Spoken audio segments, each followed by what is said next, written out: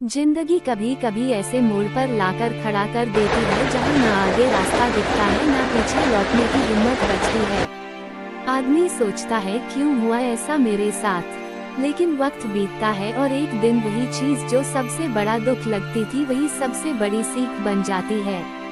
ये कहानी है एक ऐसे इंसान की जिसने सब कुछ खोकर ही सब कुछ पाया और आखिर में यही कहा जो होता है सब अच्छे के लिए होता है। आदित्य की उम्र कोई ज्यादा नहीं थी, बस 25 साल का ही तो था। चेहरे पर थोड़ी दाढ़ी, आंखों में थकावट और दिल में ऐसा दर्द जिसे कोई देख नहीं सकता था। वो एक छोटा सा काम करता था, ईंटों की फैक्ट्री में मजदूरी। कोई बड़ा सपना नहीं था, बस 2 वक्त की रोटी और एक शांत रात। लेकिन किसे पता था कि जिंदगी उसकी परीक्षा ले रही थी और वह भी ऐसी जो कई बार तोड़ देने वाली थी। आदित्य के माँ बाप का कोई पता नहीं था, किस हाल में बिछड़ गए ये भी याद नहीं। किसी अनाथालय ने पाला था, फिर 12 साल की उम्र में ही वो वहाँ से निकल गया। वजह क्या थी यह कोई नहीं जानता था, पर उसके बाद की जिंदगी सिर्फ एक चीज में बीती, संघर्ष। कभी होटलों में बर्तन धोए, कभी ठेले में सामान बेचा। लोगों ने कई बार लताड़ा, कई बार मारने तक की नौबत आई, पर उसने कभी हार नहीं मानी। पर हाँ, वो अंदर से धीरे धीरे टूट रहा था। एक बार उसे एक ईंट भट्टे में काम मिल गया, वहीं उसकी जिंदगी का एक नया अध्याय शुरू हुआ। वहाँ एक और मजदूर था, रामू काका, उम्र में उससे कहीं बड़े मगर दिल से छोटे बच्चे जैसे। उन्होंने आदित्य को समझाया, बेटा दुख कोई भी हो वक्त बदलता जरूर है, जो होता है अच्छे के लिए ही होता है। आदित्य ने मुस्कुराकर सिर हिला दिया मगर दिल में कुछ नहीं बदला। एक दिन की बात है, भट्टे में हादसा हो गया। एक दीवार गिर गई और आदित्य बाल बाल बचा, लेकिन उसके दोनों पैर बुरी तरह जख्मी हो गए। महीनों बिस्तर से नहीं उठ सका, खाने को कुछ नहीं, मदद करने वाला कोई नहीं। रामू काका भी गांव चले गए थे। जिंदगी फिर वहीं खड़ी हो गई जहां सब खत्म सा लगता था। पर इसी अंधेरे में एक नया उजाला हुआ। पास की झुग्गियों में एक बूढ़ा फोटोग्राफर रहता था, दयाराम जी। उन्होंने आदित्य की हालत देखी और उसे अपने पास बुला लिया। बोले, बेटा तू क्या करता है? आदित्य ने कहा, अब तो कुछ नहीं कर सकता। दयाराम जी मुस्कुराए, चल मैं तुझे कुछ सिखाता हूँ। उन्होंने एक पुराना कैमरा निकाला और आदित्य को फोटोग्राफी सिखाने लगे।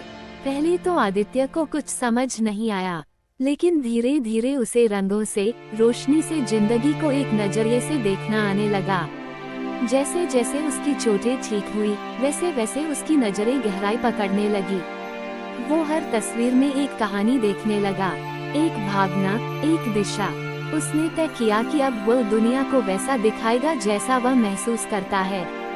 सच, दर्द, सुंदरता।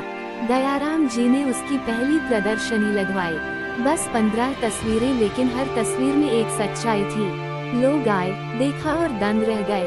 किसी ने नहीं सोचा था कि एक मजदूर की नजरों में इतनी ताकत हो सकती है। समय बीता, आदित्य का नाम फैलने लगा। अखबारों में खबर छपी, फुटपाथ से फोकस तक। एक अनाथ की अनोखी दुनिया, इंटरव्यू हुए, पुरस्कार मिले, लेकिन उसके चेहरे पर वही सरल मुस्कान थी। पर एक दिन जब उससे पूछा गया, आदित्य अगर वो हादसा नहीं होता तो उसने कहा, शायद मैं आज भी ईंटें धो रहा होता। इसलिए आज मैं पूरे विश्वास से कहता हूँ, जो होता है सब अच्छे के लिए होता है। जिंदगी में जो कुछ भी होता है, हर नुकसान, हर ठोकर, हर गलती वो एक रास्ता खोलती है।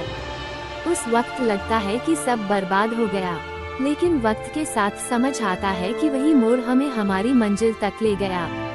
अगर आदित्य का पैर ना टूटा होता तो शायद वो कभी फोटोग्राफी नहीं सीखता। अगर भट्टे की दीवार ना गिरी होती तो शायद वो आज भी धूल में दबा होता। इसलिए जब भी जिंदगी तुम्हें तोड़े, गिराए या रुलाए, एक बार ठहर कर सोचो, शायद ये सब मेरे अच्छे के लिए हो रहा है। क्योंकि जिंदगी हमेशा आसान नहीं होती, पर जो भी होती है वो हमें कुछ सिखाने और आगे बढ़ाने के लिए होती है। अगर इस कहानी ने आपके दिल को छुआ हो तो एक बार लाइक जरूर करें। कमेंट में लिखें, जो होता है सब अच्छे के लिए होता है। और इस प्रेरणा को फैलाने के लिए वीडियो को शेयर जरूर करें। शायद किसी की टूटी हुई उम्मीद आज फिर से जुड़। ऐसा कहानी वीडियो देखने के लिए सब्सक्राइब करें।